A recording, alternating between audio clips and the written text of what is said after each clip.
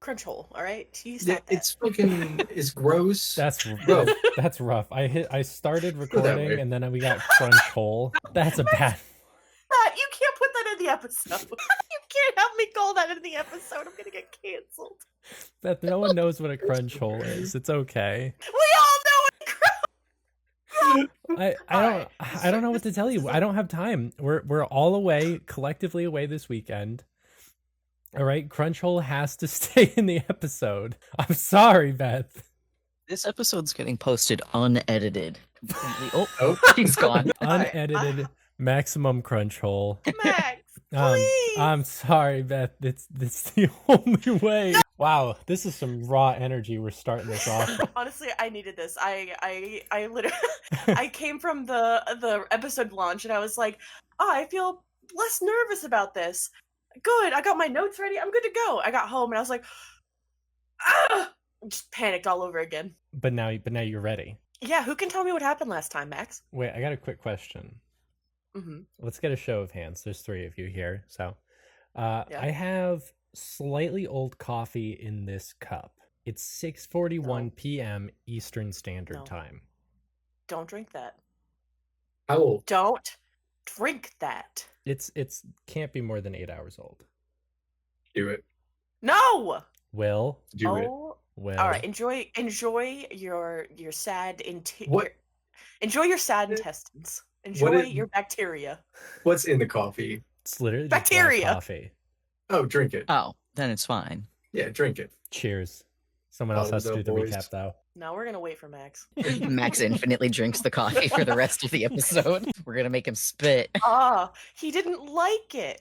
Oh, I'm shocked. No, I almost spit it up from laughing. You guys are like making. Listen, I routinely drink day-old tea, and that sometimes has actual creamer in it. Yeah. So No, it was more like, do I need caffeine this late at night? Yeah. You let caffeine actually affect you? That couldn't be me. I'll drink coffee all day. What a powerful statement. You let caffeine affect you? You weak Could not be me. little crunch hole. Here. All right, so last time on A Little Slice of Recognition, Heaven. Anderson.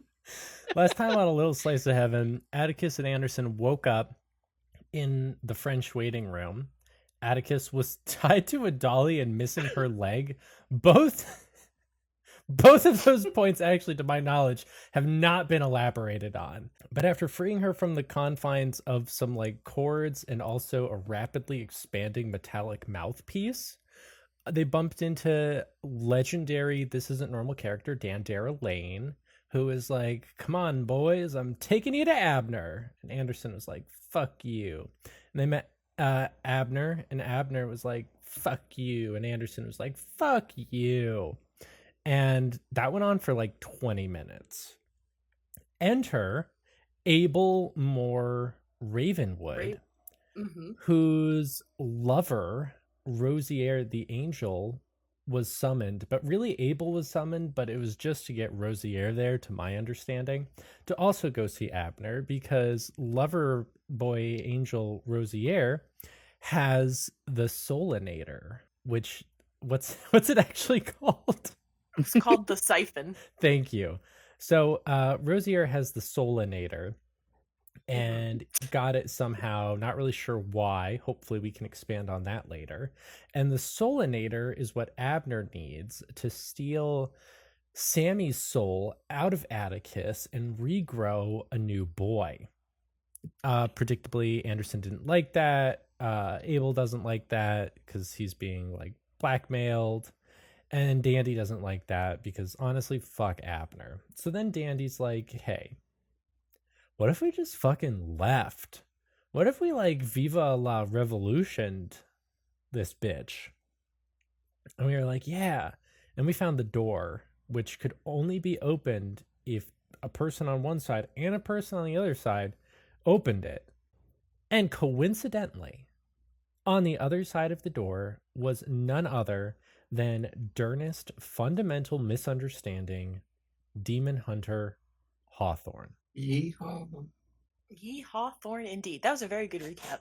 Yeah, I know. Excellent. I'd even give you an A- next time. Damn. What? The What do grading you- curve is rough, bro. What The do you grading curve mean is an A rough. minus? School is tough these days, guys. I had to curve it. I had to curve the grade. Don't you usually curve up? I curved down. You got it. You got an F? No, you got an F minus. You got a super F, bro. You failed? No, you turbo failed. You fucking turbo. Everyone's failed. down in this class. You're demoted. You're back to Oh. second grade. See you Oh. later. God. I genuinely need someone to break the bad news of me failing something next time. It's telling me that I turbo failed. I'll feel so much better. You don't even get a letter grade. You just get a thumbs down. This is your vibe. Ooh. Ooh. All right. Ernest. Hi.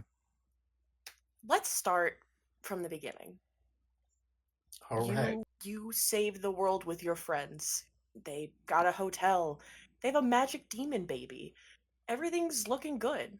What's Ernest doing? Take me through your life. I mean, after we saved the world, I feel like Ernest didn't really stick around for too long, you know? He was like, oh, cool, we did it. All right, bye, guys. And then he went off back to hell. He said, yeah, that sounds a lot more fun, actually. So, you know, because he's got his boy Stolas down there, he could just be like, yo, beat me down. So he goes, hangs out there for a little bit.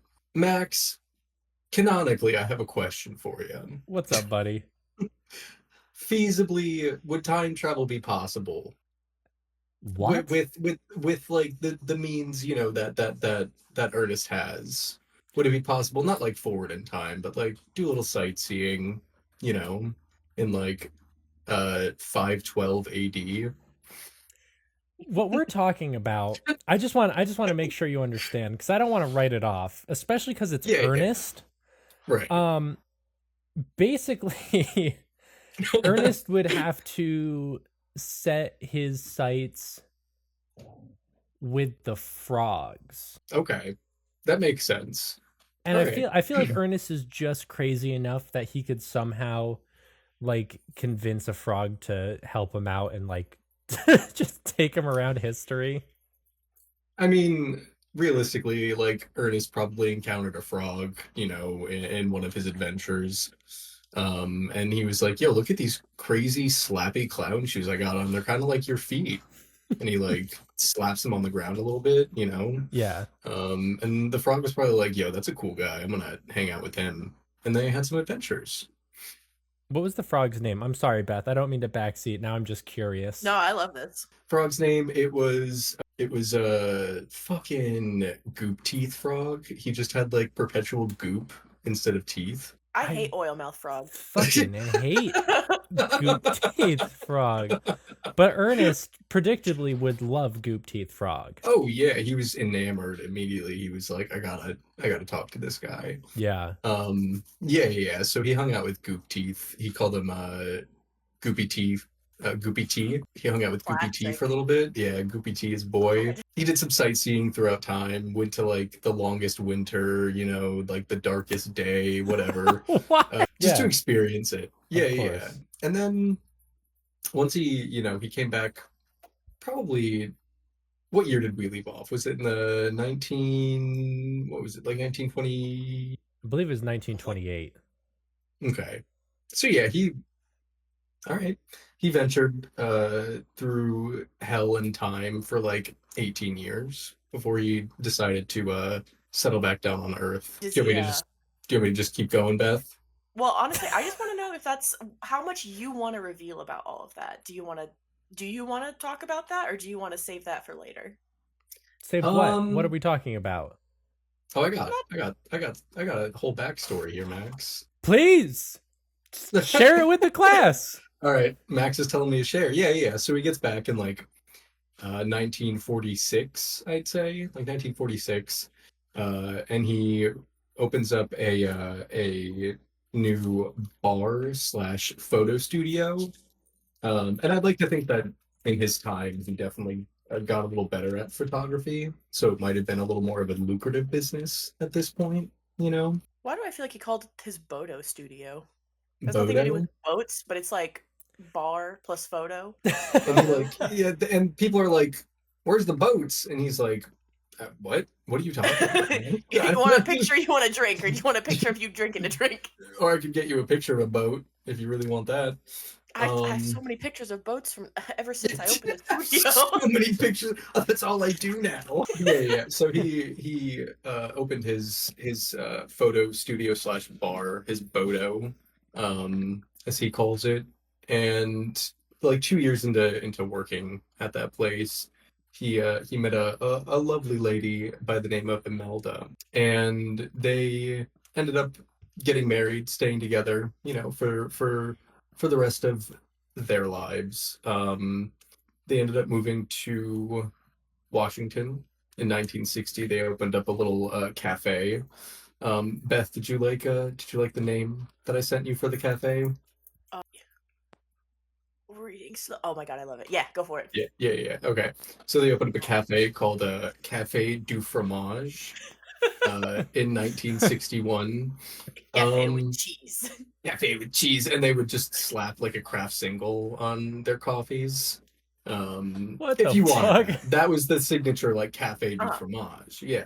Who Of course. was this They were- woman who was like, let's they put were fucking wildly craft singles successful. on cheese? What? Oh, How do you know that? Imelda How do you know Imelda that's her matched. idea? I mean, to open, it's a collaborative decision, and I will say Imelda is like she matches Ernest's vibe 100%. They definitely have some differences. She's kind of a little more rational at times, but sometimes in the moment she'd be known to do a backflip or two. And then yeah, a little while after that, they lived happily for a while, and then in 1968, Ernest fucking died. Was it an accident? Was it abrupt? Oh, it was abrupt. Yeah. It was abrupt. Well, Ernest, unfortunately, to no one's surprise, goes to hell. Wait, how did he die? I don't know. We'll come back to that. Oh, I'm there's sure a that whole thing with it? All right. I'm sorry. So in hell, you sort of wake up with Stolas, and I apologize because I can't do Stolas anywhere near as good as Max, but I'm gonna have to because I can't be Max. Sorry. Well, it's good to see you, buddy. Bit early for you, don't you think? Oh, sorry, I was taking a drink of water. How the fuck? Where did you find Dude, that? yeah, your I didn't give customs that to kind you. of stuck. I got this in here. Like, What? I Ew. died with it. Oh, I wouldn't drink that. Well, Hey, Stolas, it's me. Durnest, fundamental, misunderstanding Hawthorne. It's me. hi, Durnest. And he gives you a big owl hug.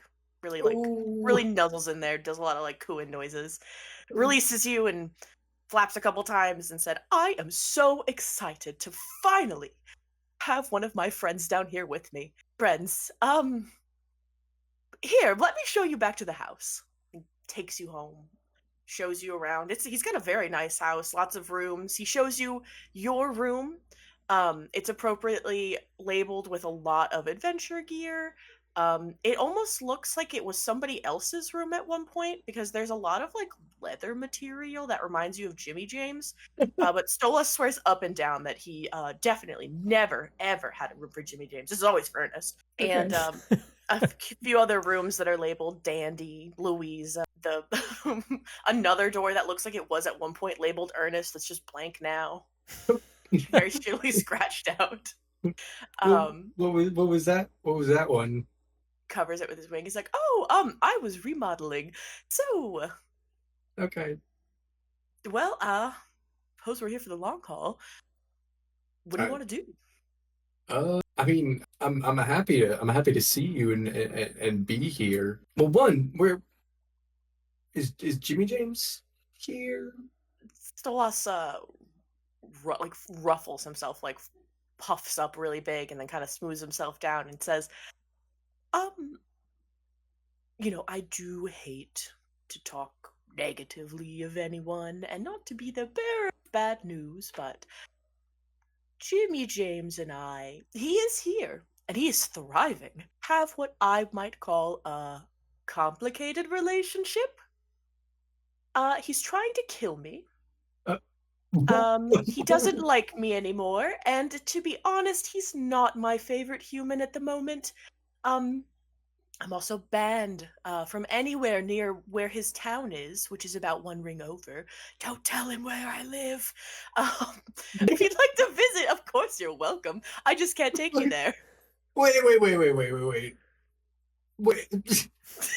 I've been gone 20 years. I haven't seen you two in 22 years. And he wants to kill you. Yes. You're not friends anymore. No. And It's been hard to get over. He has a hell town? Yes. Oh, again, I don't wish to speak negatively, and I don't want to color your opinion of him because he is still your friend. But I am an old being, Dernest, and I'm not looking to change the way that I live, my rings, my domain. And Jimmy James doesn't like that. And it boils down to, fundamentally, we have different expectations for how hell should be run. And I think that, though I might disagree with him, I can respect what he's trying to do. I do think him trying to kill me is a bit of a reach. But so long as he doesn't get any, weapons from heaven, or, I don't know, makes a deal with Orpheosa, or any other big major demons in hell, I'm not really worried about it. I'm just giving him space. I'm hoping in a few millennia or two, he'll calm down. He's learning about something called refrigeration, maybe? I don't know. There's a lot of rumors about that one, but all in all, Dernest, I encourage you to go visit him if you'd like. I just can't go with you. I mean, I understand that. Jesus Christ, what the? Yeah, what the fuck indeed? That's what I've been saying for like 15 years. Okay, I'll go see him. But like, what? How have you been? I haven't seen you in a long time, and Oh, how are you?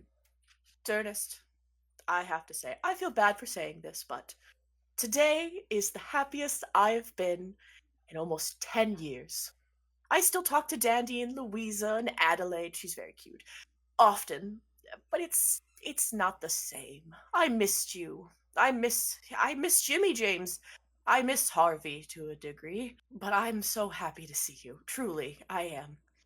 I've Yeah. been lonely. I've had to spend a lot of my time with Jerry. So Wait, hold on.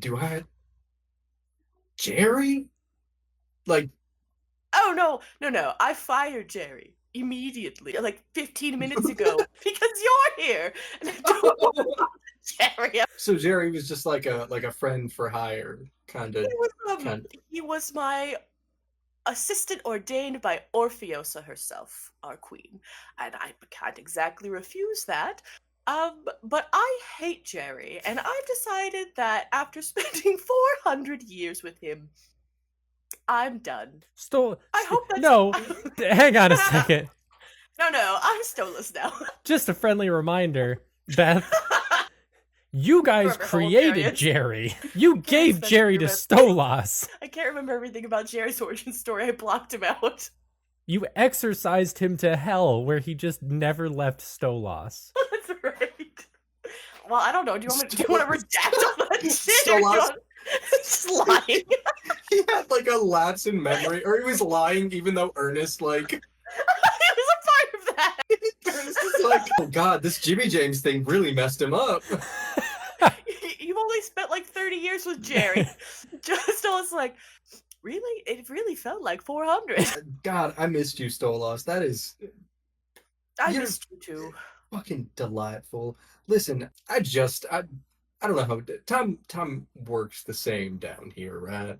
Like, Yes. Hell is ruled by Tempest, the same way that Tempest rules over Earth. Our times are interconnected. I don't think the same is true of heaven, but truthfully, I've never really pursued that knowledge. I'm assuming I just died a few minutes ago. Oh, sir, I can take you to my library. I have a codex of most of the humans' deaths. There's some I don't care to record in my lexicon, but I have a whole book dedicated for you and Dandy and Louisa, and I don't know Howie very well, but I have a feeling if Howie ends up in hell, she will be very interesting. So I've set aside like a magazine for her. Howie will probably end up in hell, realistically, so just look forward to that. I Um, am. I'm going to build an extension of the house. ooh, wow. I'm not trying to like, I'm not trying to be rude. But I was asking when I died because Stolas, I have had I had a wife, and Ernest, you got married? I yeah, I did. I got married. We were married for, oh God, hold on. I think my brain got jumbled up. It was he like his eyes like twitch, his roll, face like, roll up into the back of your head. and he's like 16 years. We were married for 16 years. Wow, I didn't. Ooh, don't ever do that again. Get married or not tell you. Do math. I think that's what you were just doing. Yeah, I don't do that very often. We have cash registers and whatnot to do that for you on Earth. Well, look, Ernest. What would you like me to call you? I feel like Ernest is a bit too formal. Between friends, we should use our true names. Ernest. Okay. And I can't really pronounce my name for you, so you can just call me Stolas. I'm glad we're not changing it because I would not remember. Well, come. Let me see if I have anything upstairs. And he takes you up to the library. You tell him Imelda's name, and he digs around in his book for a while. He pauses and he digs around for a while longer. A couple hours actually pass. He's really tearing through some of these books. And he says, I don't even really see her in the registry. Well, no worries. I'm not the only demon that keeps track of the humans that come and go. Um, and we'll keep an eye out for her. I'll post a bulletin even. That I would appreciate that. She might go to hell. She Are was you? an angel, but she's definitely Oh going to no. hell. Oh, excellent. Well, no worries. Well, if you're in the looking for a job, I have an opening as my assistant. And if not, then you are simply welcome to come and go as you please. I hope you will feel most welcome here. If my presence is ever too much, if you feel like perhaps I'm smothering you, I'm happy to arrange a residence for you somewhere else. Both Harvey and Jimmy James were partial to that idea themselves. Uh, I think I'm okay, especially right now in this transitioning period. I think I would like to be close to somebody I know. Oh, Stolas looks tickled, like teary-eyed even, and No, he sweeps everything up and he says, "Well, I will do my utmost to make sure that you feel quite at home, Ernest. I'm I am so happy you're here." there's many parts of me that are happy I'm here and back in some way, I guess. But thank you for uh, making me a room and just being accommodating. I appreciate it, truly. Of course, what are friends for? And that's how time passes for a while, whether you go see Jimmy James or not. Sorry, I don't want to play Brett's character for him. However long you stay with Stolas, whether you travel, come back, um, he always maintains a room for you. And eventually, after a while, Louisa shows up, Howie shows up. Louisa comes and goes a little bit. Howie doesn't stay around very long at all. But there's no sign of Imelda. There's also no sign of Dandy, which makes Stola sadder as the years go on. Huh. But he's watching for both of them. And honestly, after a really long time, Ernest, he comes to you with his head low and his legs bent and his feathers sagging, and he says, "Ernest, I've received some word from way, way upstairs. Unfortunately, it looks like both Imelda and Dandy went to heaven. Dandy makes sense, I guess. She had good morals, but I literally made her a baby out of like demon magic. I thought that was like a shoe-in for hell, but I guess she's like spent her life fighting for justice and humanity, and I don't know, trying to stop murders or whatever. I don't know. But Imelda, I finally got word of her, and she did go to heaven, and I can't apologize enough, but I have no way of contacting them up there. No way. is there's no this is a weird question. I can't leave this place ever, can I? He shuffles a little bit and says, "Well, if you're asking generally, the answer is no. You should never be able to leave hell. But," he paces around some more, "there is a bit of a secret. I wouldn't recommend this to, and I mean this, truly any other human. But you've always had a bit of a way of breaking the rules. The sheer fact that you traversed hell for about 20 years before you died is pretty incredible. So let me tell you about the upstairs.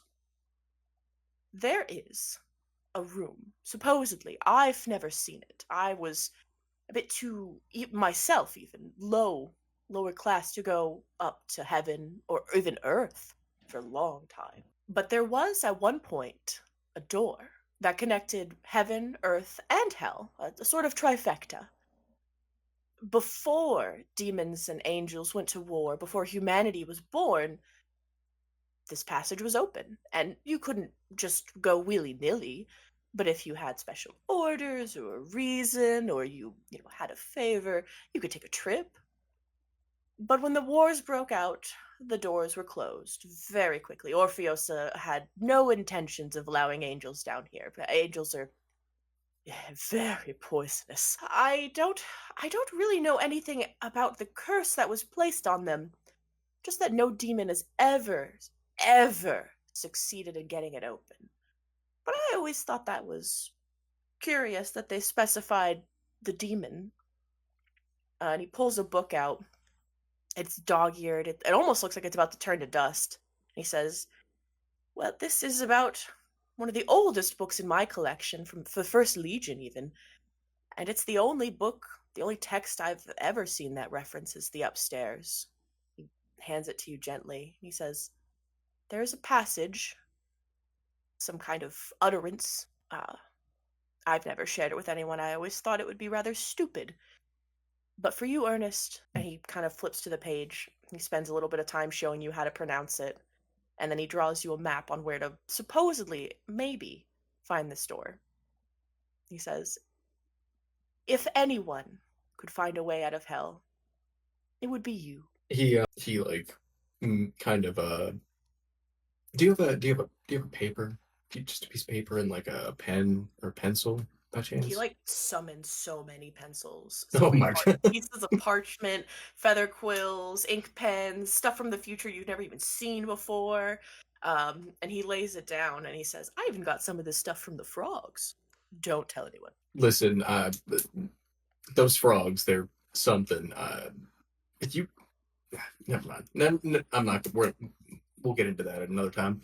And he like grabs like just a regular pen, piece of paper, parchment, whatever. And he just does a rough sketch of the map, how to get there, and he hands it back to Stolas, and he's like, "Okay, well, listen, I really appreciate what you have done for me since I've been here. And I know with you giving me to this, I'm sure you know my next steps. I'm gonna go find this door, this upstairs, but I'll be back. I'm not leaving forever. I I just need to get closure with Imelda, but I'll be back. Hope You know, hopefully, hopefully I'll be back. You can't. Can I die? oh, Like die yeah. again? Oh, yeah. Oh, Uh, yeah. If you what it- die again in yeah, hell, yeah. um, we don't really know where you go. You just won't ever be again. Damn. Maybe there's a super hell. That'd be kind of cool. All That'd be right. wild. Yeah. Maybe there's like a super. No, there's not a super Stolas. You're the super Stolas. Oh, you. Well, Ernest, let me be entirely candid with you. I hope you make it. I hope you find her. If you find Dandy, please give her my best. If you make it back, you will always, always have a place here. You are one of my most treasured and dearest friends. But I also want you to know that if you don't come back, if you can't come back, it will also be okay. I will be okay. You've spoken about this woman with such love and joy in your eyes. I don't want to be the reason you feel you have to leave her again. Not forever. If you can find happiness, Ernest, that's what I want most with you. If you can find that happiness and you would like to have it here, I will always, always have the space for you. And he puts his, like, claws, arms on your shoulder, and he says, make the choice that's best for you, Ernest. That's all I've ever wanted for you. I'm not your dad. I'm kind of like your boss. So this is an order. All right, boss. He gives Stolas like a big hug, and Yeah. He gives you a hug that rivals that day you came down to hell the first time. Very, very tender, very emotional. He holds you for longer than maybe you were expecting to be held, but when he does let you go, he is smiling. He looks happy. well, I'll see you soon. I'll see you soon. I'll be back. I'll be here. Jimmy James hasn't got me yet. All right. Hey everyone, it's Max here for your not so regularly scheduled ad break. Thanks for listening to A Little Slice of Heaven episode 2, and thank you for your patience with this, coming out a few days late. Still hope you're having a nice week. Definitely glad to be getting this out and get back into the swing of things. Had a really nice weekend, and it was actually with the This Isn't Normal cast, which is, it's their fault that this episode was delayed. So you can blame them, not me. But I hope you're enjoying it. If you are, just thanks for being here in general. I do want to keep this one pretty quick on account of the fact that it's 2 days late. I still have a lot of stuff I got to do to make sure this gets out tomorrow. So thank you to our $10 patrons, Mango, Amanda Krondar, Morgan Wolbrandt, Emilyn Laderna, Charlie Rose, and Marco Malmstrom for their continued support of the show. And yeah, no, I think that's about it. Sorry again that the episode's late, everyone. But I love you guys. I hope you have a great week. Stay safe, drink lots of water, and there's gonna be a longer ad break next week. So you be ready for that one, Bill. Ernest goes in his room. He grabs, I don't know, nothing. He doesn't grab anything. He just takes a look around. He's like, all right. And he says bye. He says bye to his other friends. Louisa gives you a letter and says, if you do find Dandy, please give this to her. I will definitely do that. Ernest lost his accent. He was being extremely sincere. He threw it away for sincerity. Yeah. He said, I will definitely do that, Louisa. All right, well, bye. Bye. All right. Yeah, so Ernest makes his way to the door. You travel. It takes you it takes you over a year to make your way from where you are in one ring down to the very top, up to the very top of the topmost ring. And after, wandering around for a while, getting chased by some random demons and some random humans, and then some demons again, you finally encounter this odd birch white forest. It is, from where you were coming from, it looked quite small, but as you walk up to it, it is massive. You can't even really see the forest, the trees for the forest, because it is so thick that past the first few lines of trees, it is just an unavoidable darkness. But this map sort of points you in this direction, implying that somewhere in this forest, the door lies. Jesus. All right, well, get searching. All right, you search. Actually, if you can make me roll 2d12 sorry, roll 2d100s, please. You Yeah. mean make a percentile check? No, don't do that. Shut up, Meg. Roll for door. Roll for door. Roll for door. You said 2d100s? Mm-hmm. Okay, I got a 66 and then a 36. Okay. You wander in this forest for a very long time. The moment you enter, when you look back, there is no more entrance. It is just more forest. You wander in one direction, it's more forest. Everything looks the same. There is no landmarks. Every time you try and inspect a tree to really gauge something about it, you'll find another tree that looks just like it 2 rows over. If you make a mark on a tree, you'll find that several trees around it now also bear that mark. It's almost like whatever is in here is simply trying to confuse you, to get you to walk in circles. And you're genuinely not sure how long this goes on. But after what feels like forever, you find a single door standing in the middle of a small clearing which you've never seen. Just a single white door. It looks like a regular door, like it looks like the closet door behind you. Just bizarre in a forest at the top of a set of stairs. And the door is closed. There's no one around. There's no birds. There's nothing. It's just silence. He takes a look around. Are there any other doors? Nope. In fact, if Okay. you look around you, it is more forest. All right. Well, this is the only door I've seen.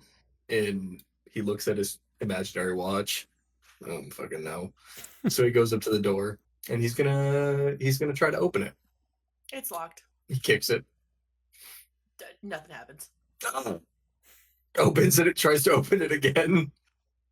It remains locked. All right. He repeats this process. How long do you repeat this process for? Can I break a toe in the afterlife? Can I bleed Yeah. in the afterlife? You can, actually. He kicks it until he bleeds. All right. After you start bleeding, Mm. can you roll knowledge for me or intelligence? No, you know what? Roll intelligence for me. Oh, fuck. Where's Ernest's character sheet? Do you still have Ernest's character sheet? Yeah, it's somewhere. It's. I think it's in my closet behind me, Okay. though, and I cannot dig that out. You said, I'm sorry, what did you say to roll? Roll intelligence. Ernest was, I feel like, not that intelligent. He had high knowledge, low intelligence, I think. That's right. Yeah, no, I rolled a 97, so definitely not passing that. That's another think broken that toe. Yeah. You think that if you just continue doing this and change nothing, Mhm. outcome will definitely change for you. And so this process repeats. The next day, please roll it again for me. Roll intelligence, Yep, please just remember this. 81. No. You spend what you think might be a full week kicking this door, breaking your toes, crying in agony. But you've come so far, you pore over your notes again. You try everything. And then you remember that Stolas told you there was an incantation you had to repeat to get the door to unlock that he taught you, that you wrote down. He goes, he slaps his forehead and goes, oh! Oh, bibbidi bobbidi, stobbidi dobbidi. Yeah, he does the incantation. The door, you hear a little click as it sounds like it unlatches from the other side. Can I open it now? It swings open. Whoa! It swings open to reveal a huge black room. There are black, glittering obsidian tiles that line the floor, walls, and ceiling. It is massive, which is very odd because, again, this is just a single door, and when you kind of poke your head through, the ceiling goes on for what looks like miles. There's no one else in here, but you can see farther down the hall there does appear to be another door. There's always another door. Ernest says that in a perfect New Zealand accent. And he makes his way to the door. You make your way to the door limping, probably Yeah. getting blood everywhere. You make it maybe halfway down the hall and you hear a click. And when you turn around, the door behind you is gone. It is just flat wall. That's okay, because the door in front of you is still there. Okay. You make your way over to it, Ernest. The door's locked. Ernest remembers his past failure and tries the incantation. Doesn't work. It remains locked.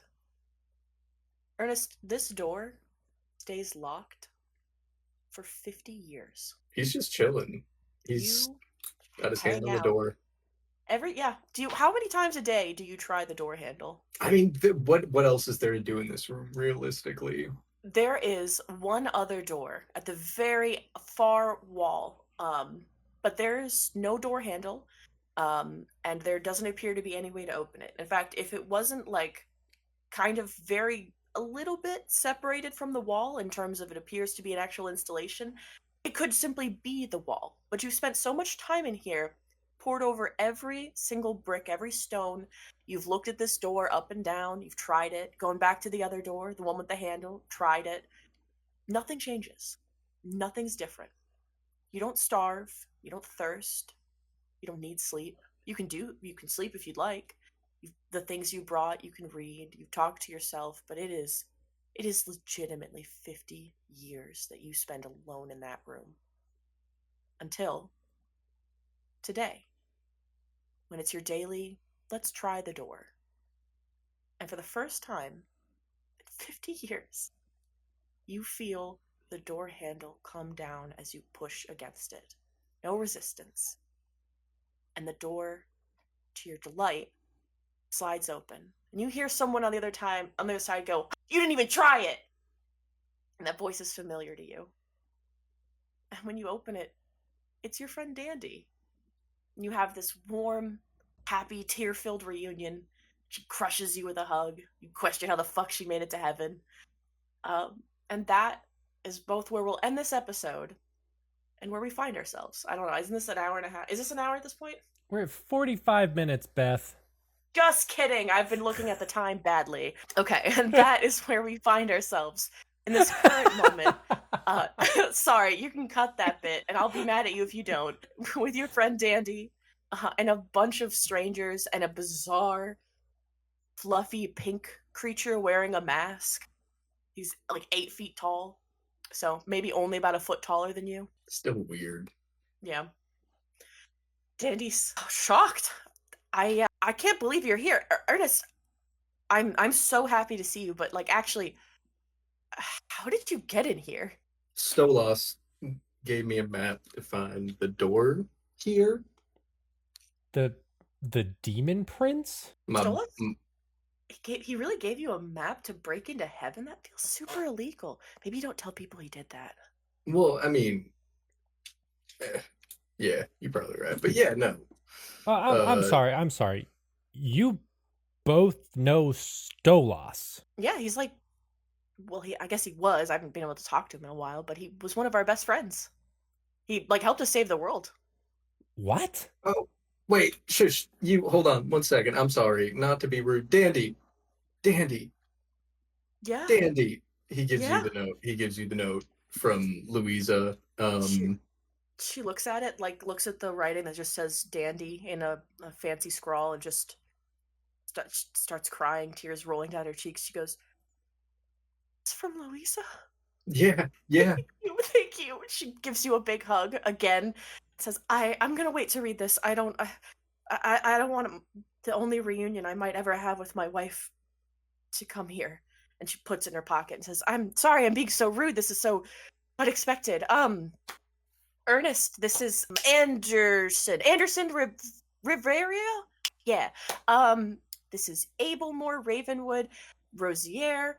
That's all of us. Right?" I'm sorry, how do you two know each other? Ernest? Oh, we were friends on Earth. We lived in Sensible, Connecticut. I grew up there, actually. You lived in Sensiba, Connecticut, and you knew Stolas. Yes. Why do you care about that?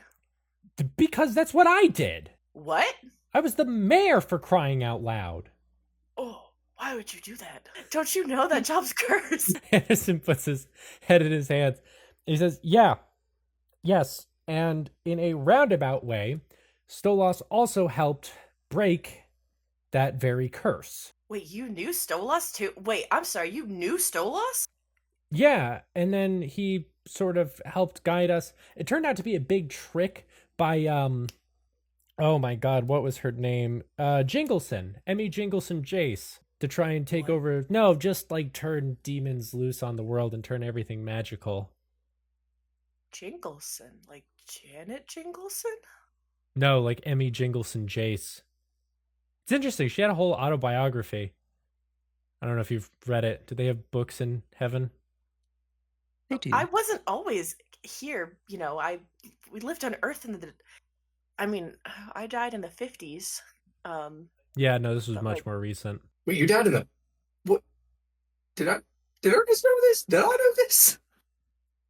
Wait, when did you die? The 60s, late Oh, 60s. yeah, I'm just gonna say time works weird. Okay. Fuck, I don't remember. I don't remember, but yeah, Ernest should have known when Dandy died. Okay. Ernest wipes the shocked look off his face. So okay. So Abe, next you're going to tell me that Abel's from Ye Old Cincinnati too. No, I don't know what that is. Where you from, buddy? England. Yeah, you sound like it. Hey, That's rude. Who the fuck are you? this Anderson Rivers. And Anderson Riveria? It's really not that hard of a name to pronounce. Buddy, come on here. Ernest, I feel like we he's have a alive. fundamental misunderstanding. I say out That's loud. actually funny. 'Cause that's my middle name, That's just so his you know. actual middle name. Yeah. The look of Dernest shock Fundamental on Hawthorne. Abel's face. Ernest Fundamental Hawthorne. Well, welcome to heaven, Ernest. Ernest, you've I'm sorry to say walked in at a horrible time. I'm glad you got this door open. But we're all planning to leave heaven immediately because it's one giant prison. And not God, Abner, the leader of heaven, went from being pretty okay, if not like just kind of the worst, quietly in his own palace, to like actually just blackmailing people. This guy's still alive. His sister is also here, still alive, and he's doing some kind of bizarre thing with her. So we're leaving. Not right now. We have to make a plan, but step one is already complete. So I would say we're succeeding. Step one was just the door. Step one was open the impossible door. Yes, complete. Okay. I don't want to be that guy, but like, surely we don't just want to take a bunch of souls from heaven and put them into hell. Oh, no, we're going to go to Earth. How are you going to get to Earth? Turn to Rosier. Didn't you say there was a door to heaven, hell, and Earth? And Rosier nods and says, yeah, but I don't know how to open the Earth door. I only know how to open this one. We can't go back to Earth. Why? As I was trying to tell you, Dandruff. Stop calling me that. I have a name. What Just call me Dandy. is your name not Dandruff? No, it's Dandara, but no one calls me Dandara but my brother. So just call me Dandy. Thought your name was Dandruff. Okay, Dandy. Listen. There is something really bad coming to Earth. I have a real way out. It's not just okay. space we have to get through, it's time. That sounds... Well, okay, that sounds crazy enough that it actually might work. Go on. I was just going to say the alternative, if you don't want to do this, which, hey, who am I to judge? Your soul is going to get harvested. And it's not totally clear to me what that means, but I don't want to find out. I'm sorry, my soul is going to be harvested? Yes, by an entity. Like a corporation? No, like a harvester entity. I don't know what that is. Are we talking like hand-picked or with maybe a sickle of some kind? No, like a giant robot that bursts out of a volcano. I don't know what that is. It's a machine. Surely they had machines. Well, yeah, they had machines, but like... I don't know what that is either. Oh my god. Okay, alright, I shouldn't have to. Imagine a person, but made out of metal, and like massive, like bigger than Abner. It's quite large. Huge. Okay, so when is that happening? Now. When is now? I don't know when you came from. I came from 1933, which is when I need to get back to. This happens in Wait. 2033. What were you doing in 1933? Time traveling to get away from the Harvester. Oh god, that's really confusing. Okay, one problem at a time. We can deal with your corporate takeover after we get all of these people out of here. Including my sister. Yes, including your sister. And the Solinator. Why do you want the siphon? That doesn't even belong to us. I might know the guy who owns it. Creation? Yeah. I've only heard rumors through Abner. And I saw what Calamity did. Are you know them? Yeah. They actually all collectively owe me a favor. That's perfect. We could use that. Maybe. I want to turn to Rosier and say, "Where'd you get it from?" He doesn't respond. He adjusts the mask on his face and looks down at Abel and sort of just dusts something off his shirt and then looks back at you. Buddy. Makes a coughing motion, but he doesn't actually cough. I elbow him. He looks at you. The one eye that's visible is pleading. Is it really that big of a secret? Yes. Why? More secret than getting your soul harvested? Well, that's exactly what would happen, but I stole it. I stole it because Powers told Abner. He looks away. That I was in love with Abel. And that's very bad. And they told me that if I didn't get this, that they were gonna recondition Abel until he wasn't able to love me back. Didn't they ask you where you got it from and you said you didn't know? Yes, because it is very illegal for any angel to ever leave heaven. Yeah, but they both asked you to get it and then asked you where you got it from? He kind of looks at you for extra long for a second and he goes, did they or did they not question me in front of a crowd of technically witnesses so that they could plausibly deny any culpability and also threaten me and my, looks at you, Abel, associate in broad daylight? That's what I took of the situation. I guess. Oh, I wish you didn't steal it. That sucks. It's gonna be... I also wish I didn't steal it. I don't...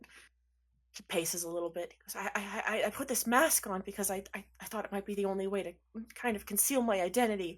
And he raises his two wings to his head and furrows the feathers around his brow. And he says, I don't know what to do. They definitely saw me. They definitely know it's me. And Abner's not going to help me now. And I don't know what to do.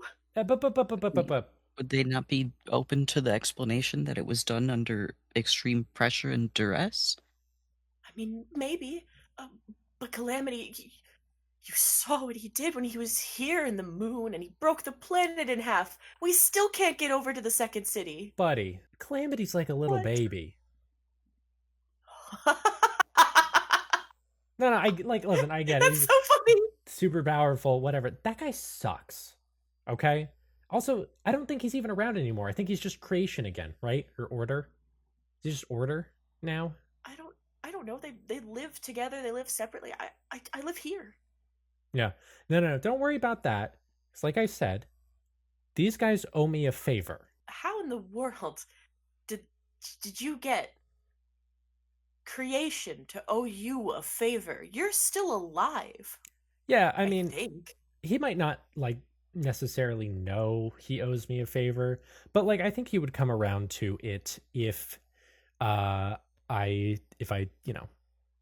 asked, and also if we returned his Soulinator device. Let me make this crystal clear for you. If and when, I guess it would have to just be order, because Calamity's been banned from heaven, and that's still in effect. If and when that comes out, I will be tried and dismantled. No. Because you're coming with us. He looks around. I appreciate that, but I would destroy the world if I went back there. No, we'll find a way. Okay. He just kind of like squats behind you, Abel. Yeah. Okay. So, got a few questions in no particular order. Mr. Ravenwood, Yes. what qualifications do you have to be on this team? Well, in my brief time in heaven, I was, in the, I don't, what kind of qualifications are you looking for? Like heist qualifications, sabotage qualifications, connections with high level officials, any blackmail that you could use, even like Well, I tools mean, if you have like a set of like lockpicks or something. when I was alive, I did charity work. My father was a local lord, but We have Rosier pops up from behind you. We have stamps that say welcome on them, and they flash your favorite color. oh, we do. You're not He fucking pulls one with out. me. He stamps one on your forehead, Anderson. Anderson, what's your favorite color? It's it's not quite the shade of green that his eyes are. It's maybe like a darker mossy green. It shines. It shines this like beautiful shade of emerald green, and you can hear from your forehead someone say, "Welcome." Well, I don't like that. Okay, charity boy, I'm gonna come back to you.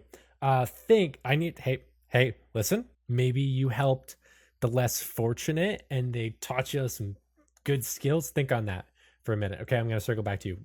Ernest, Yeah. what makes you qualified to join this team? He like shrugs and then he does a backflip. Hang on, let me make a dice roll real quick. Where am I? Anderson, don't do a backflip back. Anderson cannot do a backflip back. Fucking funny. I'm checking something real quick. Oh, you can backflip. Well, check this out. Check this shit Fails out. super hard at a backflip. Okay, no. Breaks his good leg. Anderson crosses his arms and nods slowly. He's very impressed. Ernest nods back. Very impressed with these qualifications. Okay, Dandy, Yeah. what do you bring to this team? Let's see. I'm Abner's current human assistant. So I come and go to the palace every day. I have direct access to him and his chambers. In fact, I have to be back tomorrow to do his scheduled grieving session. Interesting. So if anyone is going to be able to help you get your sister out, it's probably going to be me. I also have my brother, who is slowly kind of becoming like a, I don't want to call it like a secrets keeper because that feels bad, but he's kind of just amassing as much information on the angels and the locals as we can gather. People who would come with us, people who definitely wouldn't, people who have something to lose, and people who don't. I also get reconditioned a lot. Okay. So I kind of know the ins and out of that place. Interesting. Yeah, that could work. Abel, Anderson, come on, what buddy. do you bring to this? What do I bring? I bring leadership. I bring over a decade of saving the fucking world. You name an apocalypse, and there's a 66% chance I have in some way directly intervened with it. Did you cause any of them? Define cause, because right. maybe not directly, but like long-term trickery. It's not important, really, is what I'm trying to say. So I'm getting that you definitely caused at least one. Okay, well, did you? Abel, what did you say you brought to this? So you did.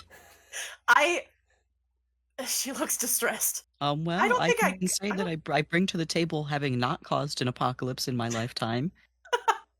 I can't lie. That's actually pretty good. We're lacking that right now. So if you need someone to figure out a way to not cause an apocalypse for you, I think maybe I'm a pretty good candidate for that. You know, Ernest never caused an apocalypse either. Actually, I don't even know if I technically caused it. Andy, we all Are you not caused an friends? apocalypse. Technically, Howie caused it, and we just stopped her from doing it.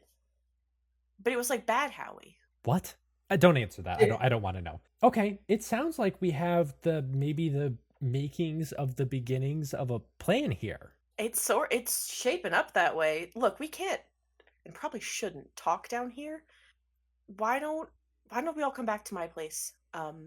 We can talk a bit more comfortably. And she looks around. She goes, "We need something to prop this door because I am not dealing with this again." Rosier pops back up and goes, "Oh, I can actually help with that." And he materializes one of the like a big black brick made of the same material of everything around. He kind of hands it to Dandy, who struggles to hold it. She goes, "Ugh, what is this?" And he goes, "I don't know. That's just what everything else in here is." She goes, "Okay, cool," and props the door open. Hey, actually, weird question. Is there like a place we can get food? Yeah. Oh my gosh. There's a million and one places to get food. If you can name the food, they can attempt to make it. Don't think I like the attempt part, but yeah, let's. You won't. Let's go upstairs. She's true, you won't. And she leads all of you back out.